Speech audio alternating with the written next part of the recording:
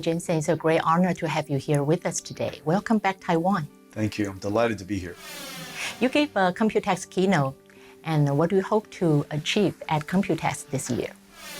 Well, this is the beginning of a new age in computing. You know that computers are not only just a vibrant industry, and one of the largest industries in the world is also the industry that underpins the bedrock of almost every other industry. And for 60 years, the computing model has been largely the same, general purpose computing. It's almost like having one appliance that's used for everything. Yes. Or one tool that's used for everything, general purpose. However, that tool over the years has improved so quickly that the fact that it was general purpose was a good thing. And unfortunately, the progress has slowed tremendously. The architecture of this instrument, this tool, limits its ability to continue to grow. And so at a time when the world's data and the amount of computation we want to do continues to grow exponentially, we need a new approach. And so we have discovered 20 years ago a new approach we call accelerated computing. And that foundation led to artificial intelligence, which now is reshaping the computer industry. Of course. And so we're at the beginning of the generative AI era, and it's reshaping every aspect of computing. And for Taiwan in the computer industry, this is very exciting because $1 trillion of data centers has been built, and of course hundreds of millions of computers have been built. And now we're in the beginning where all of it wants to be modernized, yes, improved in a very dramatic way. And so it creates enormous opportunity for Taiwan and all the companies here. Yes, this time we are so eagerly anticipating the establishment of the Taiwan R&D Center. As far as I know, it is the first of its kind, the first one in Asia. So would you like to share with us what are the major factors that influence your decision on choosing Taiwan as location for this very important center? Well, we have a very long history in Taiwan. A long time ago, when I was young and Nvidia was young, I came to Taiwan to seek partners to help us build our chips. And I was fortunate to have the support of TSMC, yes, the packaging companies here in Taiwan, SPIL, many assembly companies here, Foxconn and ASUS and MSI and Quanta, and so many companies that helped us along the way. And so for over a quarter of a century now, over 25 years, we've been doing that's a long history. Very long history with companies in Taiwan. And so that's one reason. Another reason is the technology excellence. This is the ecosystem here? The ecosystem is unparalleled. Every aspect of building chips and building computers are located here, all the way down to the most minute complex connectors that connect very high-speed cables are manufactured here. And so the technology is excellent. The work ethic of the people here are incredible, and the companies have a spirit of partnership, yes, that has really set Taiwan apart. And so I'm a huge fan of the company, the industry here, because it goes back with us for a very long time. And that's a good foundation. But Taiwan is the source of so much of our engineering, and we have hundreds of engineers here. And over the next 5 years, we're going to hire another 1,000 engineers here. And so we're going to set up our R&D center here, a major R&D center here. We're seeking for a large plot of land so that we can build a significant headquarters here. Okay. And so if anybody has some property they'd like to tell me about, please let me know. Well, what a good news. Yeah. So with the R&D center is opening and the expected introduction of supercomputer, how would this benefit our, let's say, mid-business and startup? Well, we started building a supercomputer here called Taipei 1. In the past generation, software was written by software engineers, yes, on a laptop. And today, it's impossible to write artificial intelligence software just with an engineer. You still need engineers, but you need a supercomputer in the back to help you write the software. The software is gigantic, It's incredible, and it does incredible things. It's software that no humans can write, and so you need a supercomputer to help you do it. Well, we built one here called Taipei 1, and it is the leading AI supercomputer here in Taiwan, and we're going to expand on it every single year because as we hire engineers, we need to give them supercomputers. Wow. And so Taipei 1 is going to grow quite significantly here. We also use Taipei 1 to collaborate with our partners. When MediaTek or TSMC or Foxconn are working with us on developing artificial intelligence software, Taipei 1 gives us a supercomputer to go do that. I would really urge Taiwan to invest in more AI supercomputers here. You know, this is the instrument of knowledge creation in the future. In the past, knowledge creation was largely done by humans. But in the future, the supercomputer is going to help us discover new knowledge that we couldn't discover ourselves. Yes. And so without an AI supercomputer, it's like a astronomer without a telescope. It's like a biologist without a microscope.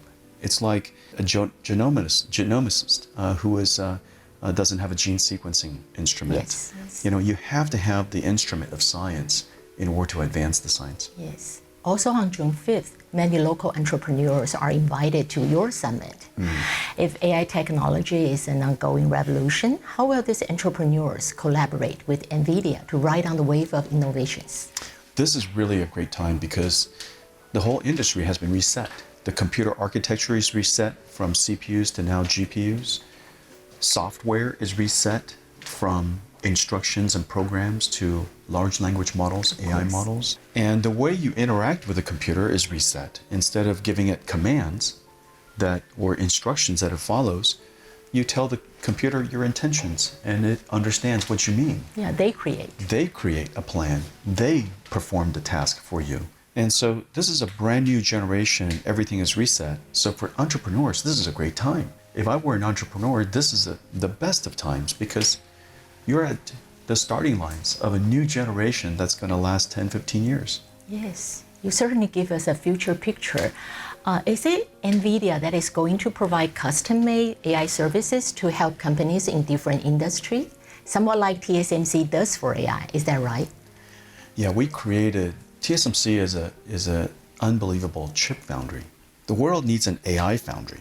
And the reason for that is because you want to create custom AI just like you want to create custom chips. Yes. Without TSMC, Nvidia would have no GPUs. We needed someone with the semiconductor technology, the process for manufacturing, the manufacturing scale with factories, and of course the engineers to work with us, the service engineers. AI needs the same thing. Nvidia has the technology, we have the process and methodology of creating AIs, and we have, of course, a very large scale of AI supercomputers. We could help customers build their custom AIs. We've done so for ServiceNow. We're working with SAP. We're working with Cadence. We're working with many companies. And these companies are building their own custom AI so that those AIs are skills that they could rent to their customers. In the future, all of these platforms will not only have tools that they offer today, but AI agents that they can rent out as employees, if you will. Is it mainly because of Blackwell that enables the vision? Blackwell is the supercomputer underneath. Without a great supercomputer, without a great AI factory, you cannot be an AI foundry. Blackwell are the instruments inside our factories. Yes. In a lot of ways, you know, Blackwell is to us what ASML is to TSMC. It's an instrument that is inside the factory that is really quite essential. Speaking of TSMC, we know that TSMC and Samsung are two major players of your foundry operation. However, diversifying supply chain must be a long-term and critical strategies for Nvidia. So from your point of view, what are the qualifications that a foundry must possess in order to provide chip of quality comparable to TSMC? Please tell us more about your partnership with TSMC. Well, diversity and redundancy is essential to every company's resilience. Yes. And wherever we can, we seek out diversity. Wherever we can, we seek out redundancy. But the technology that is available from TSMC is quite extraordinary. And it's quite extraordinary in multiple ways. First of all, their technology is excellent. It's of course, the semiconductor technology, but designing the transistor and manufacturing at scale, the complexity of the products that they do for us is really quite extraordinary. Remember, Nvidia builds supercomputers. Most countries would build a supercomputer every 4 or 5 years. We are building supercomputers, AI factories, every single day. We manufacture them at scale. And to manufacture it at scale is not just one GPU for us. It's GPU, CPU, networking chips, switch chips. There are so many chips. I think there's like 7 different chips in one of our AI factories. And these AI factories are gigantic. Manufacturing this is not for the faint of heart. And so TSMC does that extraordinarily well. TSMC, of course, is also incredibly agile. It's quite extraordinary to see a company that builds custom products do it at the volume that they do with the agility that they have. It's almost like going to McDonald's and they manufacture things at high volume, but you could ask for it however you like it. Wow. You know, it's kind of an extraordinary thing. Or you go to a fine restaurant and the food is incredible. However, you want it now in volume, and they do it at scale. It's quite an extraordinary thing what they do to balance the technology expertise, the sensation, the feeling that they are here just for you. And every day I'm changing my plans, and they have just no trouble. You do? Oh yeah, sure. What a client. It's incredible what they do for us. But that's what it takes. That's what it takes to be a foundry. Yes. Well, we are now all in an AI era. In the foreseeable future, AI would be everywhere. We're still so worried that maybe one day AI will be beyond our control, thinking and deciding on its own. Could that ever happen? Well, we can't let it happen. And so, as you know, autonomous and automatic technologies has to be built carefully. A plane is automatic. It has autopilot. It is possible to take off a plane without a pilot inside, have the plane fly wherever it wants to fly, and land wherever it wants to land, completely autonomously. Of course, we would not let that happen. The safety system associated with air travel alone, the pilots, the redundant autopilot systems, the air traffic controls, all of the other pilots keeping an eye on the pilot, the number of safeguards that are designed into the airline industry keeps it safe. Our conversation about AI and this conversation about a safe AI ensures that over time we'll have many safeguards so that it's a little bit like autopilot. It's a little bit like a plane that we're in, and it provides the service that it provides. It has to follow regulations. It has to be designed with great craft. There are all kinds of engineering expertise, and then safeguards that are surrounding it in every single direction. Jinsen, you personally delivered the DGX H2000 GPU to Ultimate. That really encourages us to think big about how will generative AI achieve in the future. What are your thoughts on AI's ultimate potential? Well, AI's ultimate potential is to help accelerate the discovery of knowledge for us, to work with us to discover knowledge. Of course, in the near term, it has a large spectrum of opportunities, from the convenient and delightful chatbots and player characters to play with you in games, and to convenience to help you with customer service, which, as we know, customer service and helping customers in a reactive way costs a lot of money. In a proactive way, nobody even does. And yet, every company would love to be proactively providing customer service to their customers, to reach out to a patient and make sure that they take their medication. That's something that nobody would imagine doing today. You can do that with AI to keep your elderly safe, and people who are just come back from the hospital, to make sure that they're taking their medication and that they're taking care of themselves properly. And AI customer service can contact you, and a digital human could interact with you and engage with you in a way that, is quite realistic. And so, from the joyful to the convenient, help us do our everyday chores and email every single day. When I get to work, a nice report has already been generated about all the important things that happen in my day and so on and so forth. Basically virtual assistants that help you be more productive, to helping companies drive more productivity. As we know, today the greatest challenge is inflation. Yes. We're seeing inflation everywhere. When there's inflation, everybody, whatever they make, is the buying power is so substantially less, it puts a lot of hardship on families.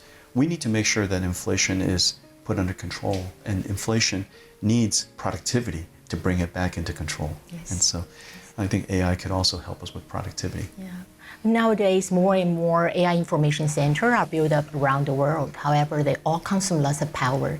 So what are your concerns on power shortage in terms of its impact on the development of AI? In the near term, we do have a great deal of power challenges. And so whatever power we have to put the best equipment into it so that the companies could be productive. However, this is the great opportunity. AI doesn't care where it learns. AI doesn't care where it goes to school. The world has actually an abundance of energy. They're just in the wrong place. Obviously, sounds very philosophical. Well, no, it's not philosophical. It's mathematical. The amount of energy that we get from the sun, the amount of energy we get from thermal, from sustainable energy is quite high. It's just in the wrong place. Yes. It's in places where people don't live. They're in deserts. They're in, places that are quite cold. They're in places that are not the most delightful places with wonderful climate and beachfront properties and things like that. And so of course, we need to go make sure that those areas have power generation capabilities. Then we can put data centers there. We could train our AI models there. And when they graduate, we bring the AI models back and use it wherever we like to use it. And so I think in the future, you'll probably see data centers being built in countries that currently are far away from population, far away from the power grid. And there's no reason to build batteries. Just use the energy, train AI models, and bring a trained AI model back to population. Jason, how do you think of the Moore's law? Is it still accurate in the AI time? Moore's law a long time ago reflected the increase in density of transistors. And then, because the most important chip on the planet was a CPU, Moore's law reflected the performance of CPUs for about 30 years. In the context of CPU scaling, CPU performance scaling, that has largely ended. And so we need another approach for continuing to scale the computing power and the computing capabilities. Accelerated computing is clearly the right approach going forward. Everything that can be accelerated should be accelerated. Every data center will be accelerated. And we should use AI as much as we can because AI is incredibly efficient. Yeah, nowadays the application of AI is reaching almost every dimension of our lives. However, human Android robot doesn't popularize now. When do you think it might become a popular product? And if it does so, how will you envision it might tremendously change our lives? Humanoid robotics will be as common as cars are today. You got to imagine what a car looks like 100 years ago on the street. What a strange instrument going down the street by itself without a horse in front of it. And so I think 100 years from now, it's very clear we'll have humanoid robots everywhere. It will likely be the largest volume mechanical system the world makes. Won't be another 100 years ahead, right? Won't be that long. The beautiful thing about vision is you start from the future and then you work your way back. It's a lot easier than starting from the present and work your way forward. Because of course, the future is easier to predict. Next week is very hard to predict. Next year is very hard to predict. But long term is incredibly easy to predict. And so I think working our way back is easy. Now the question is, if it's clear, so mundane, so commonplace in 100 years, when would it become quite commonplace now? Well, the world needs a lot more manufacturing capability. The number of manufacturers in the world is quite low. Labor force is quite short. And as a result, we're going to continue to see inflation. There are many things that a robot can make that no humans can make or safely make. And so there are things that only robots should build. And so I think it's very clear that we need to have robotics technology. The challenge, of course, is the technology itself is incredibly hard. A robot that understands the physical world, that understands the laws of physics, that when it sets this down on a table, it won't go through it, that it could set it down and leave it. It has to understand all of these common sense things that children somehow learned over the years. And so we have to teach these things to AIs. I see. And of course, the common sense, the ability to understand us, all of that technology is evolving very, very quickly. And I think that over the next 2 or 3 years, you're going to see quite significant breakthroughs.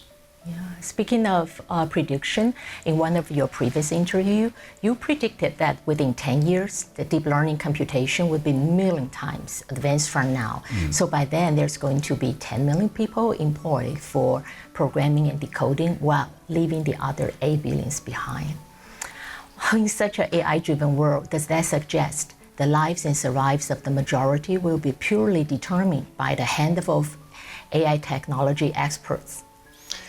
Well, AI has this incredible capability to reduce the cost of knowledge.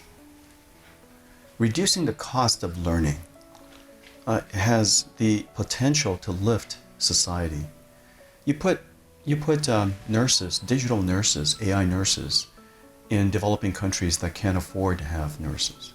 You put, AI doctors in countries that can't afford to have AI doctors, can't afford to have doctors. And so all of these different capabilities escalate and raise the capabilities of the developing countries and people who don't have access.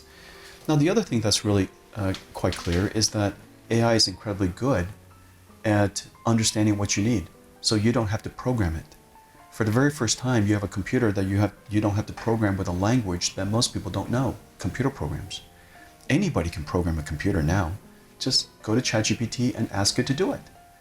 So if you know how to express your intentions, you could communicate with an AI and the AI can write the program for you. So now everybody is a computer programmer. What an amazing thing that we've done. And so we've raised the capability of everyone. We've lowered the access to knowledge and capability, and that should lift all of society. So we should stay optimistic. I think the future is going to be really terrific. Yes. Jensen, does Nvidia truly face no significant competitors?